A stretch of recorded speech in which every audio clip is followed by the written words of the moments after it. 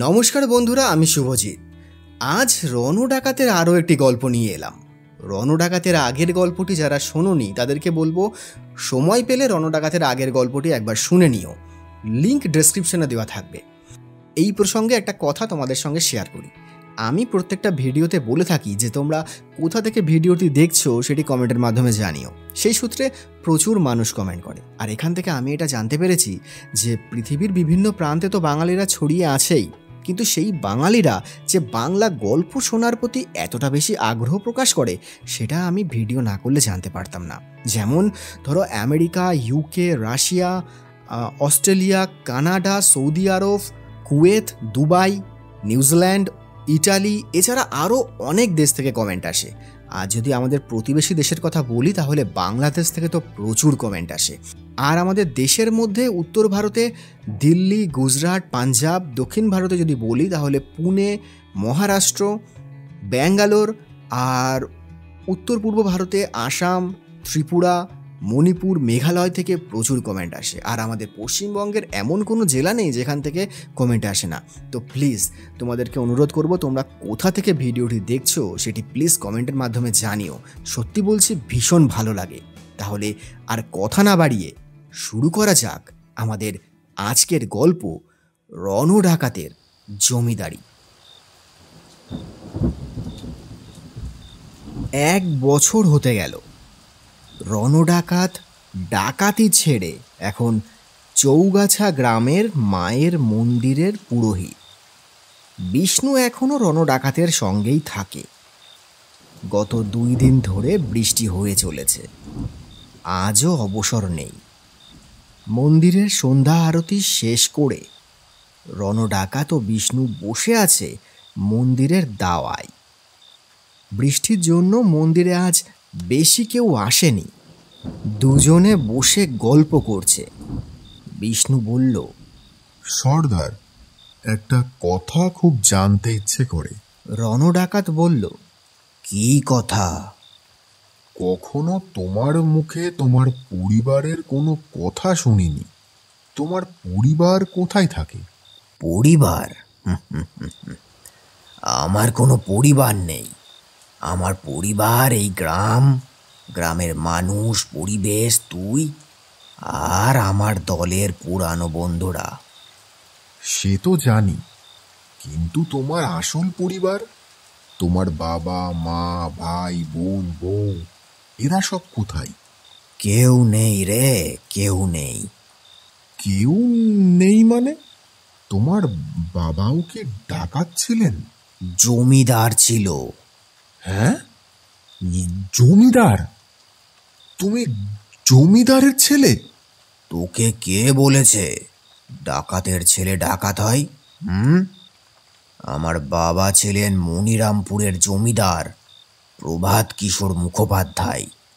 তা তুমি জমিদারের ছেলে হয়ে ডাকাত হয়ে গেলে কি করে? সে অনেক ঘটনা।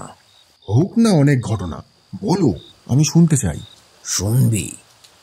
আচ্ছা ঠিক আছে, শোন তাহলে। সেই দিন বৃষ্টি ভেজা সন্ধ্যাতে রণ ডাকাত যে গল্পটা বিষ্ণুকে বলল তা ঠিক এই রকম। মনিরামপুরের একজন প্রজাবৎসল জমিদার ছিলেন প্রভাত কিশোর মুখোপাধ্যায়। জমিদার শব্দটা শুনলে আমাদের মনে যে খারাপ খারাপ ধারণাগুলো জন্মায়, যেমন অত্যাচারী, অহংকারী, অর্থলোভী, এইসবের কোনো কিছুই তার মধ্যে ছিল না। প্রজাদের সুখ দুঃখে পাশে দাঁড়ানো, খাজনা মুকুব করা, অর্থ সাহায্য দেওয়া, এই সবের জন্য তিনি ছিলেন গ্রামবাসীদের খুব কাছের মানুষ। কিন্তু তার ব্যক্তিত্ব ছিল অসাধারণ।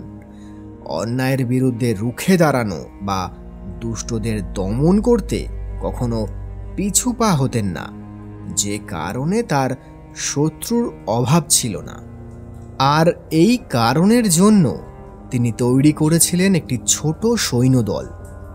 যে সৈন্যদলে ছিল 20টি ঘোড়া, 2টো হাতি, 5টি বন্দুক আর প্রায় 100 খানেক লাঠি ও অস্ত্রধারী সৈন্য। ছোট জমিদার হলেও তার সাহস ছিল অনেক বড়। এই ছোট সৈন্যদল নিয়েই তিনি কাঁপিয়ে বেড়াতেন আশেপাশের অঞ্চল। নিজেও ছিলেন ঘোড়া চালানোই ও অস্ত্র চালানোই পারদর্শী, তাই সহজে কেউ তাকে বেশি ঘেঁটাত না। আশেপাশের জমিদাররা বাংলার নবাবের গোলাম হলেও তিনি ছিলেন স্বাধীন। একদিকে নবাব, অন্যদিকে ইংরেজ, দুয়ের মাঝখানে পড়ে বাংলার জমিদারদের অবস্থা তখন শোচনীয়। আর তার প্রভাব গিয়ে পড়ত বাংলার সাধারণ মানুষের ওপর, যে কারণে সেই সময় দেশে ডাকাতদের উপদ্রব শুরু হয়েছিল। আর যেসব জমিদাররা বিদ্রোহ করত তাদের পথ দেখাতেন জমিদার প্রভাত কিশোর। প্রভাত কিশোরের বিশ্বস্ত লোকেদের মধ্যে অন্যতম ছিল বলাই ঘোষাল আর ইউসুফ গাজী। বলাই ছিলেন জমিদারের দেহরক্ষক, আর ইউসুফ সৈন্যদল পরিচালনা করত। আর ছিল নারায়ণ বর্মন, যে তার দল নিয়ে জমিদারির সীমানা পাহারা দিত। জমিদার প্রভাত কিশোর মুখোপাধ্যায়ের 3 ছেলে ও 2 মেয়ে। বড় ছেলে মন্দির পূজা এইসব নিয়েই মেতে থাকে, মেঝো ছেলে রাজস্ব দেখাশোনা করে, আর সব থেকে ছোট ছেলে রুদ্রকিশোর মুখোপাধ্যায়। আর পরবর্তীকালে ইনি হয়ে ওঠেন আমাদের রণডাকাত। রুদ্রকিশোরের বয়স তখন 15। তার বাবার সব গুণগুলি ছিল তার মধ্যে। ছোটবেলা থেকেই ঘোড়া চালানো, অস্ত্র চালানো, লাঠি চালানোই পারদর্শী ছিল রুদ্রকিশোর। প্রভাত কিশোরের দলের এক প্রবীণ ব্যক্তি ছিলেন গোবিন্দ অধিকারী। এই গোবিন্দ অধিকারী ছিলেন রুদ্রকিশোরের গুরু। গোবিন্দ অধিকারীর কাছ থেকে রুদ্রকিশোর অস্ত্র চালানো, ঘোড়া চালানো শিখত। আর একটা জিনিস শিখেছিল রুদ্রকিশোর, সেটা হলো রণ পা পড়ে দৌড়ানো। সেই জন্য গোবিন্দ অধিকারী আদর করে রুদ্রকিশোরকে রণ বলে ডাকত। লোকে বলে গোবিন্দ অধিকারী নাকি ডাকাত। রাতে ডাকাতি করলেও দিনে আশ্রয় নিত জমিদার বাড়িতে। প্রভাত কিশোর এইসব জানতেন। আসলে তখনকার ডাকাতরা কখনোই প্রভাত কিশোরকে বিরক্ত করত না, আর কখনো কখনো প্রভাত কিশোরেরও এইসব ডাকাতদেরকেও প্রয়োজন পড়ত। এইভাবে ভালোই চলছিল প্রভাত কিশোরের জমিদারি। বিশাল বড় অট্টালিকা না হলেও তার বসত বাড়ি ছিল যথেষ্ট বড়। দুর্গাপুজোর সময় পুরো গ্রাম, এমনকি আশেপাশের বড় বড় জমিদাররাও নিমন্ত্রিত থাকতেন সেখানে। একদিন সকালবেলা জমিদার মশাই তার বাড়ির ছাদে পায়চারি করছিলেন। সেই সময় নারায়ণ বর্মন এসে উপস্থিত। তাকে দেখে জমিদার মশাই বললেন, কি ব্যাপার নারায়ণ, এত সকাল সকাল? নারায়ণ বলল, আজ্ঞে কর্তামশাই, গতকাল রাতে একটা ঘটনা ঘটে গেছে। আবার কি ঘটলো রে? চৌধুরী মশাই গতকাল রাতে আবার পিটুলি গ্রামের দখল নিয়েছে, আর ওখানকার যে কয়েক ঘর বসতি ছিল তাদেরকে লাঠি পেটা করে গ্রাম থেকে বার করে দিয়েছে। আসলে পিটুলি গ্রাম নিয়ে বহুদিন ধরেই 2 জমিদারের মধ্যে বিবাদ চলছিল। 2 জমিদারের মতে এটা তাদের সম্পত্তি। এই নিয়ে এর আগেও কম রক্তারক্তি হয়নি। শেষ পর্যন্ত এটা প্রভাত কিশোরেরই দখলে ছিল। তিনি সেখানে কয়েক ঘর বসতিও স্থাপন করে দিয়েছিলেন। এই কথা শুনে প্রভাত কিশোর রেগে গিয়ে বললেন, তা তোমার লোকজন সব কোথায়? সবাই তৈরি, শুধু আপনার হুকুমের অপেক্ষা। এই সমস্যা দেখছি আর মিটবে না। আজ একটা হেস্তনেস্ত করেই ছাড়বো। বলাই কোথায় গেল? বলাই, বলাই! ইউসুফ, ইউসুফ! কিছু সময়ের মধ্যেই বলয় সেখানে এসে হাজির হলো। আজ্ঞে, আমায় ডাকছেন কর্তামশাই? লোকজন নিয়ে তৈরি হয়ে নাও, পিটুলি গ্রামে যেতে হবে। বলয়ের বুঝতে বেশি দেরি হলো না। লোক লস্কর, পেয়াদা, সেপাই নিয়ে জমিদার মশাই চললেন পিটুলি গ্রামের উদ্দেশ্যে। রুদ্রকিশোর ও গোবিন্দ অধিকারীও ছিল তাদের সঙ্গে। পিটুলি গ্রামে পৌঁছাতেই দেখা গেল চৌধুরী মশাইয়ের লাঠিয়ালরা গ্রামকে পুরো ঘিরে রেখে দিয়েছে। ইউসুফ হুঙ্কার দিয়ে বলল, তাড়াতাড়ি গ্রাম ছেড়ে পালা। আমার ধৈর্যের পরীক্ষা নিস না চৌধুরী মশাইয়ের চামচাড়া। আজ কিন্তু লাশ তোলার জন্য লোক পাওয়া যাবে না। কিন্তু এই কথাই বিরোধী পক্ষ পালিয়ে গেল না, বরং কথার ওপর কেবল কথা চলতেই থাকলো। জমিদার রঞ্জন চৌধুরীর অত সংখ্যক সৈন্য নেই যে প্রভাত কিশোরের সেপাইদের সঙ্গে লড়ে উঠতে পারে। রঞ্জন চৌধুরী ভাড়া করা কিছু লাঠিয়াল নিয়ে এসেছিল বাইরে থেকে। কিছুক্ষণ তর্কাতর্কি চলার পর শুরু হয়ে গেল লড়াই। দুই পক্ষেরই বন্দুক গর্জে উঠল। লাঠি, তরোয়াল, বর্ষা, সড়কি, তীর, ধনুক কি নেই সেই রণাঙ্গনে। গোবিন্দের লাঠির আঘাতে মাথা ফাটল চৌধুরী মশাইয়ের সেনাপতির। বলায়ের তলোয়ারের কোপে এক ভাড়া করা সৈন্যের হাত কেটে পড়ল। রুদ্রকিশোর বাবার পাশে দাঁড়িয়েই দেখছিল এই লড়াই। অবস্থা বেগতিক দেখে চৌধুরী মশাই তার দলবল নিয়ে সেখান থেকে পালিয়ে গেল। চৌধুরী মশাইয়ের যে সমস্ত সৈন্যরা আহত হয়ে মাটিতে পড়ে ছটফট করছিল, তাদের সেবা শুশ্রূষা করার দায়িত্ব নিলেন প্রভাত কিশোর। নারায়ণ বর্মনকে ওই গ্রামে পাহারার দায়িত্ব দিয়ে রেখে তিনি ফিরে এলেন মনিরামপুরে। এই ঘটনার পর কয়েক সপ্তাহ কেটে গেছে। একদিন সন্ধেবেলা জমিদার মশাই তার সমস্ত লোকেদের নিয়ে বসেছেন গান শুনতে। ঢাকা থেকে এক গায়িকা এসেছেন জলসা করতে। জমিদার মশাইয়ের সব পদাধিকারীরা সপরিবারে উপস্থিত আছে সেখানে। অনুষ্ঠান যখন প্রায় মধ্য গগনে, তখন সেখানে এসে উপস্থিত হলো নারায়ণ বর্মন। জমিদার মশাইয়ের কাছে গিয়ে সে বলল, কর্তামশাই, কিছু কথা ছিল আপনার সাথে। কথা পরে শুনছি, আগে গান শোনো নারায়ণ।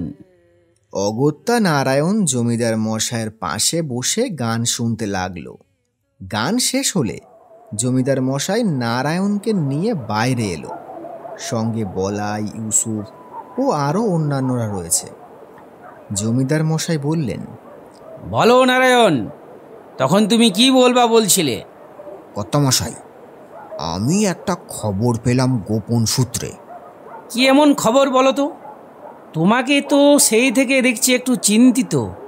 হ্যাঁ কর্তামশাই, চিন্তারই বিষয়। খবর পেলাম জমিদার রঞ্জন চৌধুরী ইংরেজ সাহেবদের সঙ্গে যোগাযোগ রাখছে।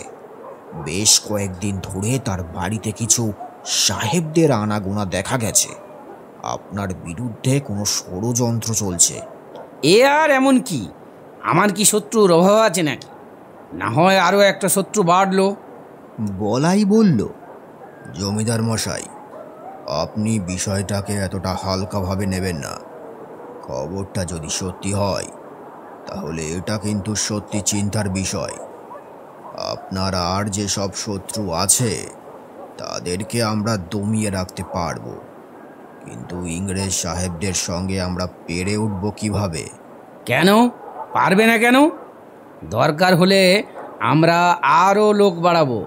ইউসুফ বলল, কত লোক বাড়াবেন আপনি? 100-200? কিন্তু ওরা তো অনেক শক্তিশালী। বাংলার নবাব যাদের সঙ্গে পেরে উঠছে না, আমরা মুষ্টিমেয় কয়েকজন সেপাই তার সঙ্গে কিভাবে পেরে উঠব? হ্যাঁ কর্তামশাই, ইউসুফ ঠিকই বলেছে। ওদের কাছে অস্ত্র গোলা বারুদের অভাব নেই। আপনি বরং উল্টো চাল চেলে দিন। সেটা আবার কি? মানে আপনিও একদিন ওই সাহেবকে আমন্ত্রণ করুন, কিছু উপহার দিন, আর চৌধুরী মশাইয়ের বদমাইশির কথাটাও জানিয়ে দিন। হ্যাঁ, ঠিক কথা নারায়ণ। না হলে ওই সাহেবের কানে তো একতরফা কথা পৌঁছাচ্ছে। চৌধুরী মশাই ওনাকে যা বোঝাচ্ছেন উনি সেটাই বুঝছে। জমিদার মশাই কিছুক্ষণ চুপচাপ ভাবলেন, তারপর বললেন, দেখো, তোমরা আমার খুব কাছের মানুষ। তোমরা আমার সম্পর্কে খুব ভালো করেই জানো। আমি কখনো কারোর কাছে মাথা নত করিনি, আর ওই সাহেবদের কাছে তো করবই না। দেশটা ধীরে ধীরে ওদের দখলে চলে যাচ্ছে। তাতে যদি আমার জমিদারি চলে যায় যাক, তাতে যদি আমার জীবন চলে যায় যাক। কিন্তু কর্তামশাই, আপনি তো আমাদের অভিভাবক, শুধু আমাদের না, এই গ্রামের অভিভাবক। এই গ্রামের মানুষজনের কথা একটু ভাবুন। আপনার কিছু হয়ে গেলে তাদের কি হবে? আমার জীবন থাকতে এই গ্রামের মানুষের কোনো ক্ষতি আমি হতে দেব না। আর তোমরা এখন থেকেই এত ভয় পাচ্ছ কেন বলো তো? কিছু তো ঘটেনি এখনো। তোমরা চাইলে আমাকে ছেড়ে যেতে পারো, তাতে আমি তোমাদের উপর বিন্দু মাত্র অসন্তুষ্ট হব না। এ কি বলছেন কর্তামশাই আপনি? আমরা আপনার জন্য আমাদের জীবনও দিয়ে দিতে পারি। আপনি যা সিদ্ধান্ত নেবেন সেটাই আমরা মাথা পেতে নেব। এর 2 দিন পর একদিন সকালে দ্বিতীয় প্রহরের সময় 2 জন ইংরেজ সাহেব ও কিছু দেশীয় ইংরেজ সেপাই ঘোড়ায় করে এসে উপস্থিত হলো জমিদার বাড়ির সামনে। জমিদার মশাই আগেই খবর পেয়ে গিয়েছিলেন যে কিছু লোক আসছে তার বাড়ির দিকে। আগন্তুকদের যথেষ্ট আপ্যায়নের সাথে তিনি তার দরবারে নিয়ে গিয়ে বসালেন। একজন সাহেব বললেন, নমস্কার প্রভাত কিশোর বাবু, আপনার নাম অনেক শুনেছি আমরা। হয়তো খারাপই শুনেছেন আমার সম্পর্কে। নাহি নাহি, খারাপ ভালো দুটোই শুনেছি। হঠাৎ আপনারা আমার এখানে আসার কষ্ট কেন করলেন জানতে পারি কি? দেখুন জমিদার মশাই, এখন আপনাদের দেশের শাসনকর্তা হলাম আমরা। আপনাদের সুবিধা অসুবিধা, ভালো মন্দ সব কিছু দেখার দায়িত্ব এখন আমাদের।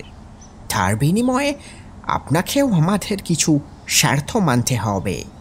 কি কি শর্ত আপনাদের বলুন তো? প্রথমত আপনাকে প্রতি বছর আমাদেরকে একটা রাজস্ব প্রদান করতে হবে, যেটা আপনার আশেপাশের সব জমিদাররা করলেও আপনি এখনও করেননি। আর যেহেতু আপনি রাজস্ব প্রদান করছেন, তাই আপনাকে রক্ষণাবেক্ষণের দায়িত্ব আমাদের। তাই আপনি কোনো নিজস্ব সেনাবাহিনী রাখতে পারবেন না, রাখার দরকারও নাই। আপনার জমিদারি কতটুকু এলাকার মধ্যে থাকবে সেটা আমরাই ঠিক করে দেব। অন্য কারোর জমিদারির সীমানার মধ্যে আপনি দখল দিতে পারবেন না। আর যদি এই শর্ত মানা না হয় তাহলে? শর্ত মানা না হলে আপনার জমিদারি নাও থাকতে পারে, আপনার শাস্তিও হতে পারে। এই কথা শোনা মাত্র ইউসুফ গর্জে উঠে বলল, মুখ সামলে কথা বল। তোরা এখন আমাদের এলাকায় আছিস। ধর থেকে মুন্ডু আলাদা করে লাশ পুঁতে দেব, কেউ জানতে পারবে না। জমিদার মশাই ইউসুফকে থামিয়ে দিয়ে বললেন, ইউসুফ, এগুলো কি হচ্ছে? অতিথিদের সঙ্গে কখনো এরকম ব্যবহার করতে নেই। হাজার হোক ওরা আমাদের অতিথি আজ। একজন ইংরেজ সাহেব দলিলের মতো একটা কাগজ বার করে টেবিলের উপরে রেখে দিয়ে বললেন, চিন্তা করুন কি করবেন। যদি জমিদারি বাঁচাতে চান তাহলে এই কাগজের উপর স্বাক্ষর করে পাঠিয়ে দেবেন। Good bye. এরপর সাহেবরা চলে গেল। জমিদার মশাই পড়লেন মহা চিন্তায়। এর আগে তাকে কেউ কখনো এতটা চিন্তিত দেখেনি। পরদিন সকালেই এলো প্রথম দুঃসংবাদ। ইংরেজ সৈন্য ও রঞ্জন চৌধুরীর লাঠিয়ালরা মিলে দখল নিয়েছে পিটুলি গ্রামের। শুধু দখলই না, সেখানে জমিদার মশায়ের যে জনাকুড়ি সেপাই ছিল তাদের বেশিরভাগ নিহত, বাকিরা কোনো রকমে পালিয়ে এসেছে। নারায়ণের অবস্থা শোচনীয়। তরোয়ালের আঘাতে তার শরীর ক্ষতবিক্ষত, বাঁচার আশাও ক্ষীণ। জমিদার মশাই নারায়ণকে দেখে এসে ঠিক করলেন তিনি এবার বেরোবেন আশেপাশের জমিদারদের সঙ্গে কথা বলে তাদেরকে একজোট করতে। তিনি গেলেন ঠিকই, কিন্তু কোনো লাভ হলো না। কেউই ইংরেজদের বিরুদ্ধে গিয়ে তার পাশে দাঁড়াতে রাজি হলো না। শূন্য হাতে ফিরে এসে শুনলেন নারায়ণ আর জীবিত নেই। শোকস্তব্ধ হয়ে জমিদার মশাই বসে পড়লেন বাড়ির উঠানে। তার চোখ দিয়ে জল পড়তে থাকলো। তার বহু লড়াইয়ের সঙ্গী এই নারায়ণ। আবার এদিকে জমিদার মশাইয়ের স্ত্রী বেশ কয়েকদিন ধরে অজানা রোগে শয্যাশায়ী। আজ নারায়ণের মৃত্যুর খবর পেয়ে তার অবস্থা আরো খারাপ হয়ে গেছে। নারায়ণকে তিনি তার ছেলের মতন দেখতেন। সেদিন রাত্রে জমিদার প্রভাত কিশোরের স্ত্রী ও রুদ্রকিশোরের মা মায়াদেবী মারা গেলেন। একসঙ্গে দুটো মৃত্যুতে জমিদার বাড়ির শোকাচ্ছন্ন। জমিদার মশাই বুঝতে পেরেছিলেন যে এইভাবে জমিদারি টিকিয়ে রাখা তার কাছে এখন একটা বড় কঠিন প্রতিযোগিতার মতো।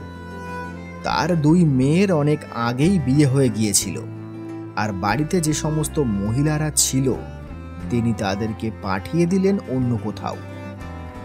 ইউসুফ জমিদার বাড়ির সুরক্ষার জন্য সমস্ত সিপাই লাঠিয়ালদেরকে জমিদার বাড়িতে মোতায়েন করলেন। চারিদিকে একটা থমথমে ভাব। এলাকার কুকুরগুলো আর ডাকছে না, গ্রামবাসীদের বাড়িতে রান্না হচ্ছে না, রাতের মতো দিনের বেলাতেও নিস্তব্ধতা। ইউসুফ দুই রকম ভাবে সৈন্য সাজালো। কিছু থাকলো জমিদার বাড়ির ভেতরে, আর কিছু রইল বাইরে গ্রামে গা ঢাকা দিয়ে। যদি ইংরেজ সিপাহীরা এসে চারিদিক দিয়ে জমিদার বাড়িকে ঘিরে ধরে, তাহলে যারা বাইরে আছে তারা পেছন দিক থেকে আক্রমণ করতে পারবে।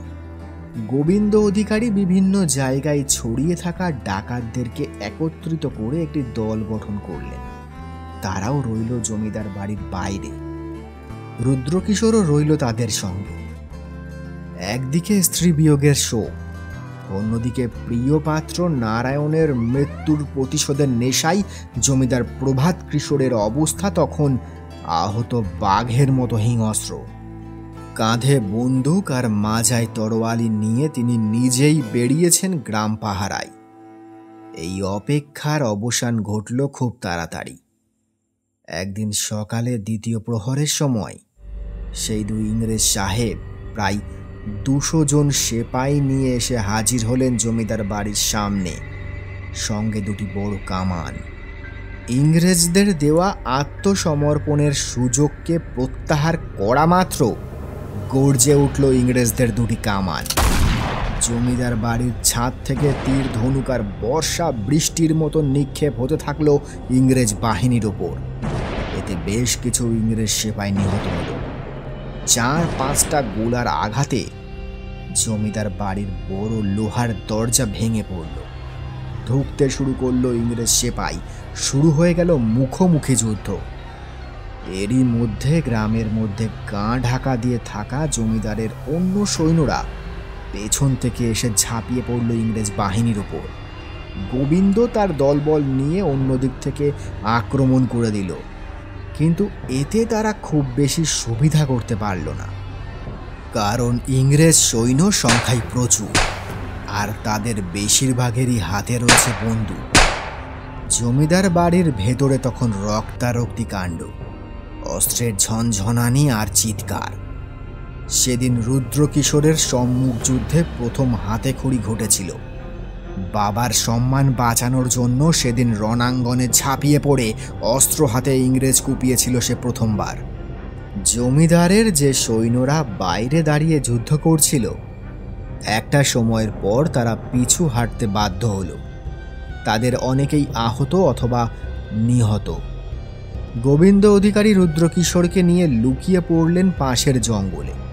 রুদ্রকিশোর বারবার চাইছিল তার বাবার কাছে যেতে, কিন্তু গোবিন্দ অধিকারী তাকে কোনো মতেই যেতে দিল না। গোবিন্দ অধিকারী বারবার করে রুদ্রকিশোরকে এটাই বলছিল যে বেঁচে থাকলে এর বদলা একদিন নেওয়া যাবে। জমিদার বাড়ির ভেতরে তখন ধ্বংসলীলা চলছে। জমিদার মশাইয়ের তরবারির সামনে দাঁড়াতে পারছে না কেউ। 10-12 জন ইংরেজ সৈন্যকে একাই কুপকাত করে দিয়েছেন। সেই সময় ইংরেজ সাহেবের ছোড়া গুলি এসে লাগলো তার বুকে।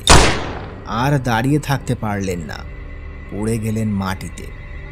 5-6 জন মিলে ঘিরে ধরে দোতলার বারান্দায় নির্মমভাবে কুপিয়ে হত্যা করা হলো ইউসুফকে। বলাই আগেই মারা গেছে। কামানের গোলার আঘাতে প্রায় ধ্বংসস্তূপের চেহারা নিয়েছে জমিদার বাড়ি।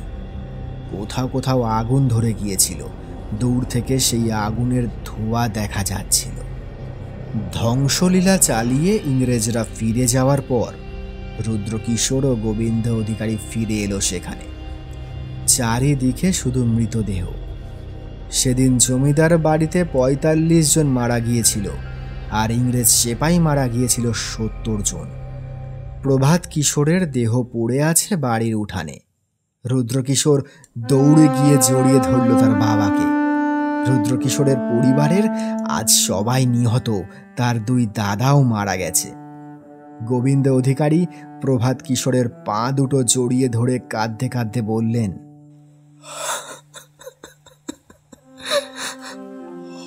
আপনি যদি জমিদার না হয়ে বাংলার নবাব হতেন, তাহলে বাংলার এই দুর্দিন আজ দেখতে হতো না কর্তামশাই। বাবাকে জড়িয়ে ধরে হাউ হাউ করে কাঁদছে রুদ্রকিশোর। চোখ দিয়ে টপ টপ করে জল পড়ছে রণডাকাতের। আর বিষ্ণু পাথরের মতন বসে আছে। বাইরে বৃষ্টি তখন অনেকটাই ধরে এসেছে। চোখের জল মুছে রণডাকাত বলল, ওঠো বিষ্ণু, জল এখন অনেকটা কমে এসেছে। খগেন খুড়োর বাড়ি নাম সংকীর্তনের নিমন্ত্রণ আছে, তো সেখানে যেতে হবে তো নাকি? কিন্তু সর্দার, তুমি কি করে ডাকাত হলে সেটা তো বললে না। সে অন্য একদিন বলবো, আজ থাক। আজ মনটা বড় দুর্বল লাগছে রে। আমি গেলাম, ঘরের দিকে গেলাম, তুই আয়। এই বলে রণডাকাত ধীরে ধীরে মন্দিরের সিঁড়ি দিয়ে নেমে গেল। আর বিষ্ণু সেখানেই বসে থাকলো, যেমন ভাবে সে বসেছিল। নমস্কার বন্ধুরা, রণডাকাতের গল্পটি তোমাদের কেমন লাগলো সেটি কমেন্টের মাধ্যমে জানিও। আর এই প্রসঙ্গে বলি যে এই গল্পটি আমারই লেখা। যদি ভালো লেগে থাকে তাহলে লাইক করে দিও। আর তোমরা যারা এখনও এই চ্যানেলটাকে সাবস্ক্রাইব করোনি, তারা প্লিজ সাবস্ক্রাইব করে দিয়ে পাশে থেকো। দেখা হবে খুব তাড়াতাড়ি আবার একটা নতুন ভিডিওর সাথে। ততদিনের জন্য ভালো থেকো, সুস্থ থেকো এবং ক্রিয়েটিভ সোলের পাশে থেকো। ধন্যবাদ।